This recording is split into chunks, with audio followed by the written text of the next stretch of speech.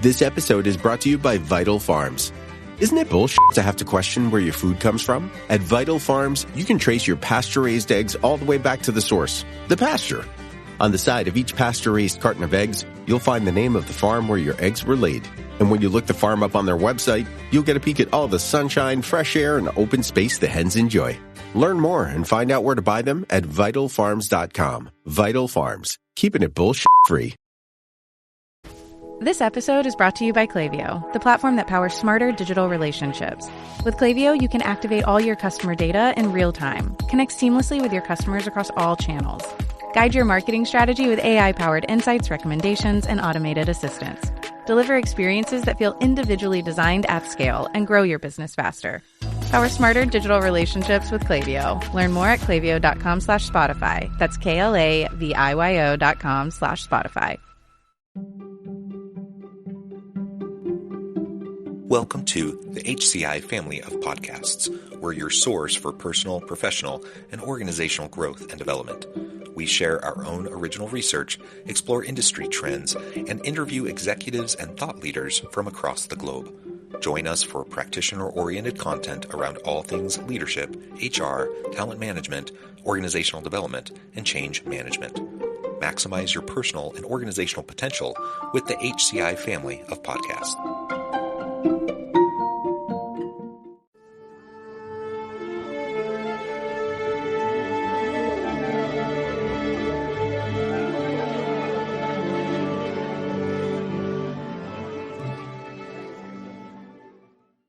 Rick Hammell, welcome to the conversation today.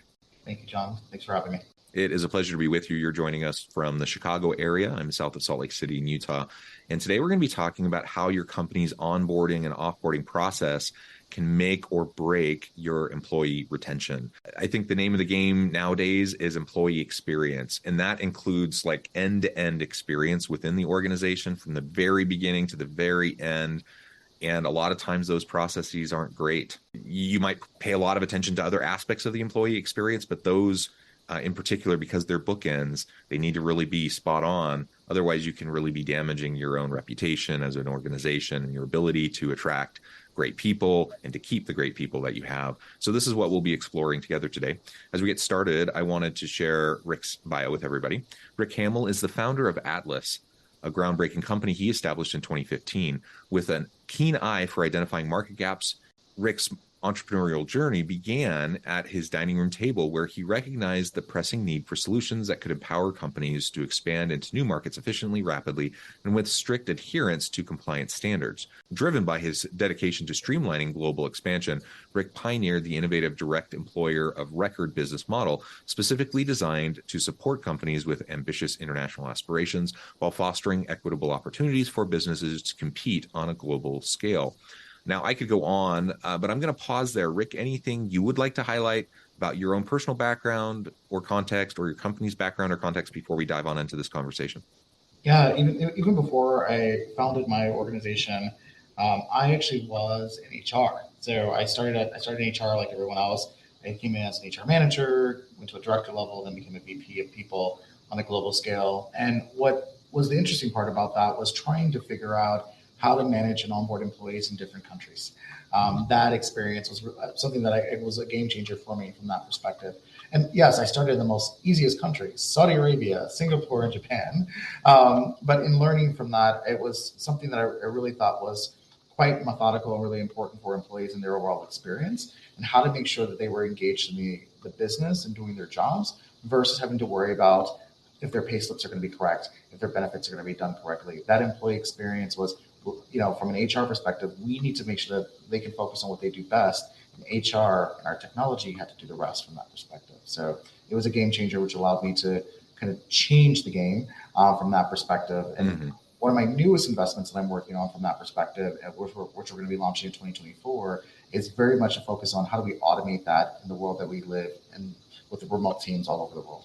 In your company, I was looking through more extensively. It looks like you support clients in over 160 countries, 19 offices worldwide. I mean, you're truly a global organization trying to help clients and companies all over the world, which is really important. And like you said, HR is complicated in any context, and just the employment law and the regulation side of things, let alone all the other strategic HR sorts of elements. It's hard enough when you're like in one place where you can kind of get a grasp of what it is. And then you start to do stuff internationally and it becomes infinitely more complex. And so to be able to do that in a streamlined way, in a way that's consistent, in a way where people have faith and trust in your processes, that they'll be taken care of in an appropriate way. That's really, really important. Yeah, I think the one thing is, believe it or not, 80% of onboarding is pretty much the same. You've got to collect tax documents. You've got to get the employee's personal information. You've got to get their banking information. You got to make sure that they're registered in Social Security to make sure that you're filing taxes accordingly. What the difference is really that localization part, what that experience is from an employee perspective. And what we find is that a lot of organizations tend to have a local bias in how they want to do that. And the local bias, being American, I'll use the American bias as an example. I'm used to doing employee onboarding a certain way, and that's how I want to make sure I expand that across the globe because I want to create consistency. But that expansion, that overall process that I've built is very much an American bias. It's what I've learned and what I know. But someone that's in China, someone that's in the UK, they may have different experiences. So over time, what I've learned is I've got to take those cultural nuances and that 20% gap is what I just mentioned. And I've got to evolve my employees' onboarding experience to make sure it fits so it feels what I call global but local, so they can make sure that they have that experience that they're used to in the country of record. So having the consistency, but also the ability to have local adaptation as appropriate is an important piece of all of this. Excellent. So we've talked a little bit about the front end. How about the back end, the offboarding process, and what do you see there in terms of what organizations tend to do well or not so much, and the gaps that need to be filled? I think communication's key, which I see as probably the biggest gap. How to offboard an employee correctly, and also making sure that you don't create a bad experience. Many employees have amazing experiences when they're onboarded, but very bad experiences when they're offboarding because either they feel like the company doesn't care about them anymore and they're just trying to get them out the door because they're resigned, or if the employee unfortunately is being terminated, that experience of how that employee is being terminated sometimes it doesn't feel right. No one likes to be terminated, but there's a human way to do it to make sure that they understand that what the next steps are and what their rights are from that perspective. And so what employers I think need to understand is how do we make sure we handhold, give enough information, over communicate with an offboarding and making sure that the employee doesn't have to come back. I consult a little bit with some clients and they just had a situation where they had just bad payroll calculations. And so the employee who had already left a month before, they were waiting for their last paycheck from that perspective, and it came in incorrectly because there was a miscommunication on commissions for that particular employee. It left a bad taste in that employee's mouth, although they had a really good experience with that overall company. And it just changed the dynamic, right? And then that actual employee ended up writing a Glassdoor review, which wasn't so flattering because of that one situation, because they had messed up their paycheck. So just making sure that you over communicate and dot your I's and cross your T's to make sure that the employee doesn't have to worry about anything as they exit the organization. Yeah. And there's an example I'm aware of just recently of an employee at an organization who got an offer, there was a retention offer they didn't accept. They end up leaving, they go to another place. And in the process of the transition, they basically find out whatever the structure of their payout was and all of that was being taken care of. They leave, and like a month later, the company's contacting them to say, "Hey, you owe us money back." So they're trying to get someone to pay them back, and it's just bizarre, just not good form at all. This person that otherwise was leaving in good faith and had a good experience at the organization, now they have a bad taste in their mouth. You're just hurting yourself, and it wasn't even a consequential amount of money, really. And, it was silly. It was really just strategically stupid and silly and unnecessary. And, those are the types of things, like from a process standpoint, I get like dotting the I's, crossing the T's, making sure things are done correctly. And if they're not done correctly, people notice and then you have to fix it, right?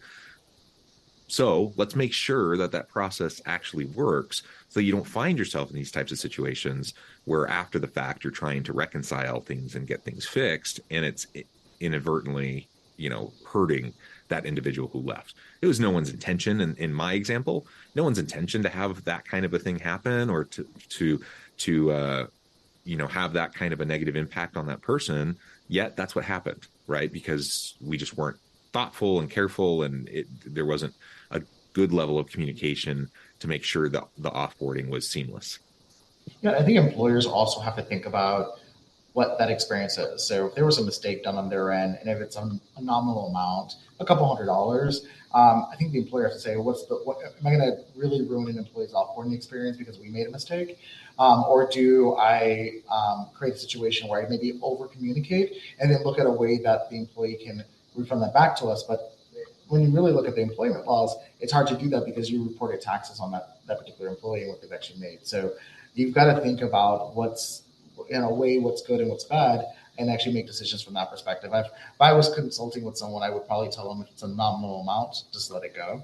It was a mistake, but now you know not to do it again. Yeah. And so, I mean, we've already referred to it a bit, but, what does this mean for retention? In the case of an offboarding situation, we're not retaining the person already, right? But there are other ripple effects of that experience that can impact retention of others, and certainly in terms of the recruitment of good talent. So let's unpack that a little bit and talk through that. What have you seen, both from the onboarding and offboarding standpoint, around the holistic employee experience, where things haven't gone well, and how that's impacted those retention rates, the turnover rates, and the ability to attract and to hire really great people? Yeah, so you had to think about, there's a couple things from the onboarding experience that I think statistics show out here, that you have 2 times that you can actually mess up an employee's payroll. So if you pay them incorrectly twice, at that point, the employee starts to look for another job. Income is really important. Some employees live paycheck by paycheck. And so not having stability or trust in that creates an opportunity for someone to say that they're going to want to leave. How things are communicated, how they're trained, how you actually organize their onboarding. Now, no one's perfect. I think onboarding is an evolution. You have to constantly evolve it. But the experience when that first week, I call it the honeymoon phase. That's important, but it's not as important. It's really your second and third week when they're actually in the day-to-day. They're working with their leadership team. They're working with their colleagues.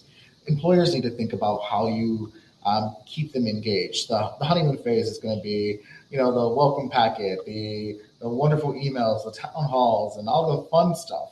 But that's not their day-to-day. That's the wedding, if you like to call it from that perspective. It's really the work that they need to do. So, creating things like a buddy system, I think it's really, really powerful. Creating opportunity for employees to be able to communicate with each other, set up one-on-one calls, even if it's for like 10 minutes. I call it coffee minutes or coffee hours, where you can actually sit down and just talk and get to know your colleagues, where they can actually show you the ropes, how to operate the business. And then also it's important that leadership jump in. So managers, HR, people leaders who can also engage and speak with employees as well. Ask what's working, what they liked, what they didn't like. One of the things that I do when I do onboardings, I ask 3 questions. What did you like? What did you learn? And then what can we do better, so that we can take that experience and make it better for the next person as well. And it's also engaging. And then when someone's, that same employee that's not been with the company for a year and now they're a buddy for a new employee, and they see that we've taken their needs improvement and we've improved that, then they also feel like they contribute to the organization, which allows them to feel like they're part of it, right? Part of the vision and mission. So I think that first week's important, but really your more important weeks are your second and third week in onboarding. And then your follow-up behind that as well, I think it's key. Communication, as I mentioned, over communicate. Employees need to understand what they're involved in, and not just employees, the candidate experience too. I think sometimes we've seen, especially over the last couple of years, where it's been hard to find talent, we oversell roles to make sure that people want to buy in, but we're selling to them.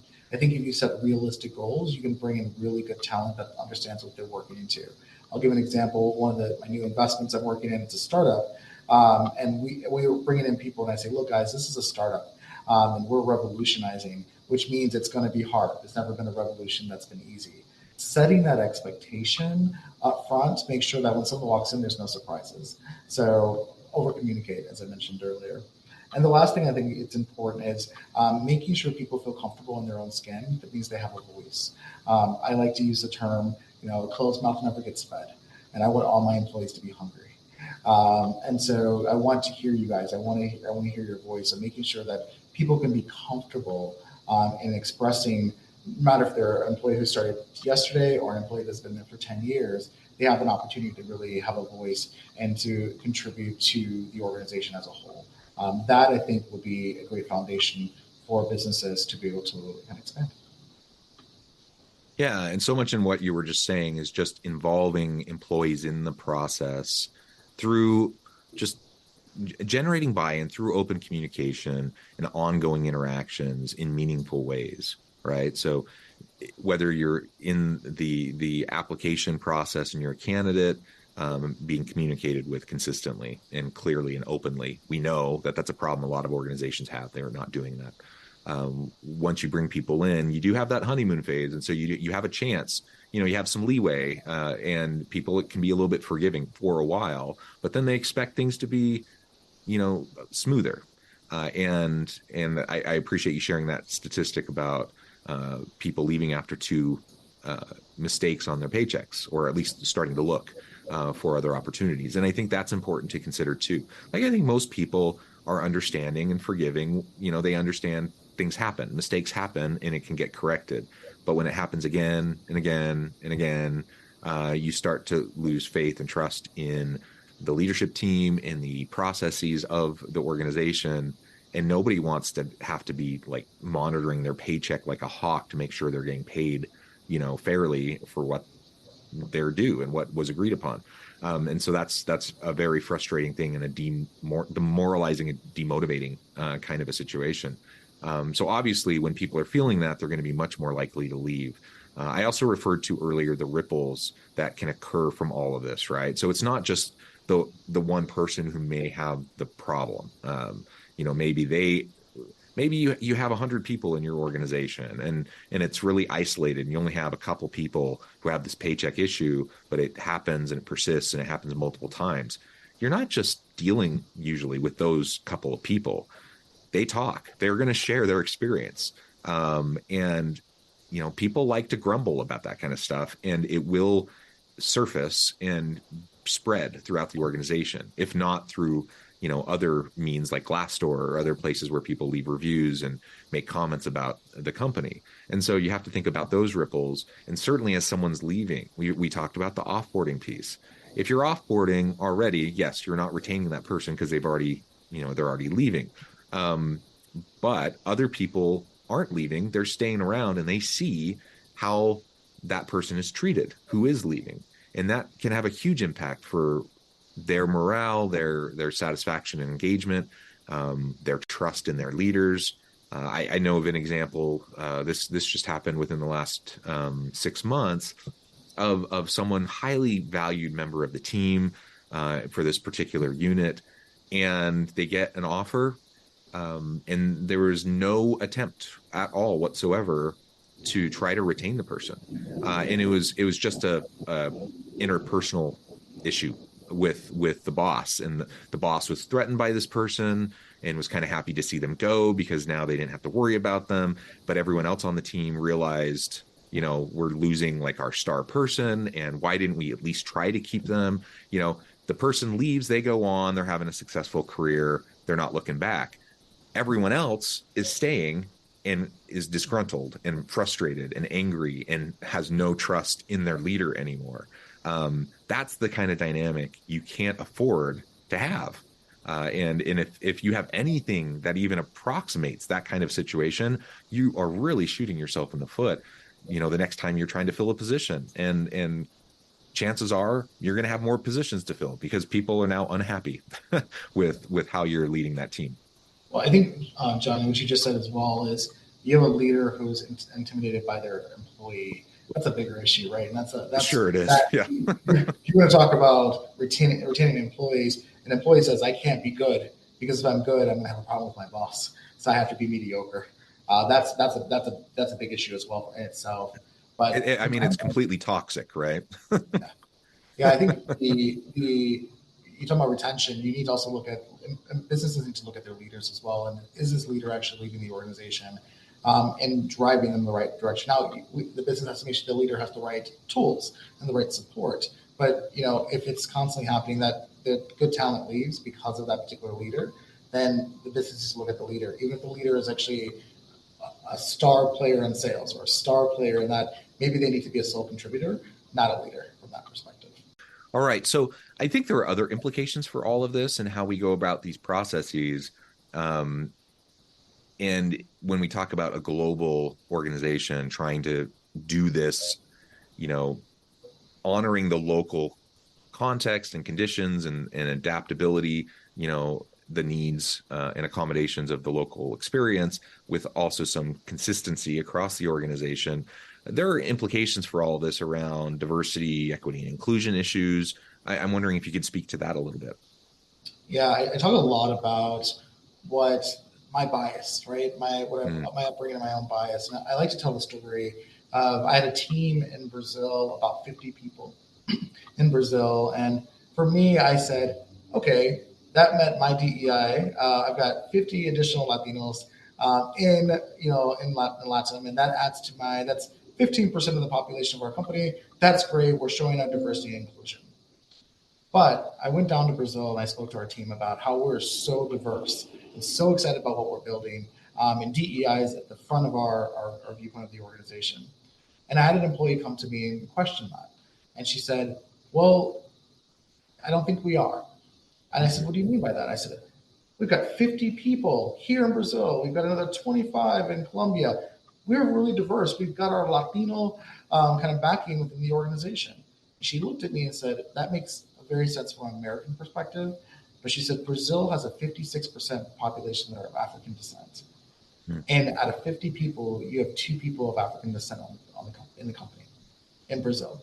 So your own population within the organization doesn't represent the Brazilian set of diversity from that perspective. And I was taken back by what she said when she said that. And I said, well, I didn't realize that. I realized that my bias was dictating how I was actually running the organization.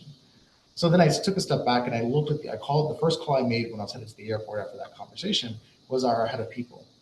And I said, we really need to think of how we think about diversity across the globe. And I want you to run a report and give me this information for all of our locations around the world. And I looked at it and I realized I was looking from my lens from an American bias. So I had to learn through that. I had to work through that and say, how do we look at diversity from, I keep using the term global because it's such a term that's ingrained in me now, from a global but local perspective. And how do we understand and take that into our onboarding processes? How do we make sure we create committees that we can make sure we're holding ourselves accountable for that? When we made that slight change in our thought process, our retention rate in our foreign markets skyrocketed because we really started to represent the organization from a local perspective in our initiatives in DEI. And our team started to realize that we really meant what we were saying. We were walking the walk and talking the talk. But it was that little thing by allowing someone to have that voice and bring that, challenging us, taking that and implementing that really allowed us to really expand our ability from an onboarding perspective, a retention perspective, and even an offboarding perspective. When we gathered that information, we said, what can we have done better or what can we do better? They said, diversity inclusion, you're still working on it, but it's something that we want to see better, but you did it. And it's actually part of the reason why I stayed. Most of our answers in our business was that little notion that we took from somebody else. The reason people stayed was our diversity from a global perspective. They liked working in that type of environment. Yeah. It makes all the difference in the world. And having that recognition and understanding of the local diversity makeup is really vital. And it's very easy to not fully understand that. So we have to talk to the people on the ground in those locations to better understand their experiences and what they're seeing and what the expectations are around diversity issues.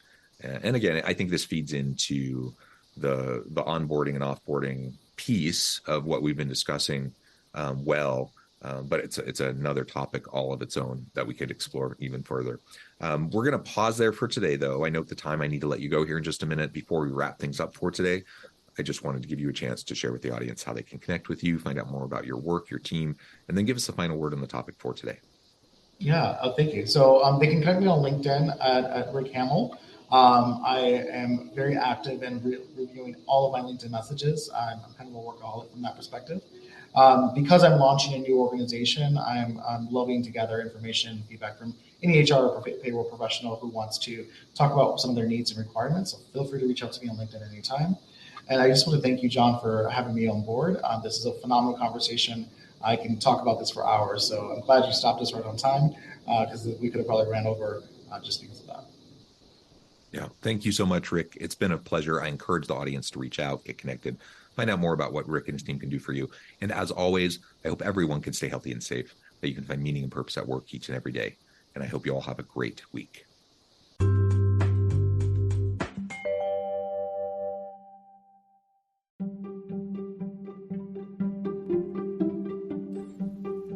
Thanks for joining us for this episode of the podcast. We hope you stay healthy and safe, and please join us again soon.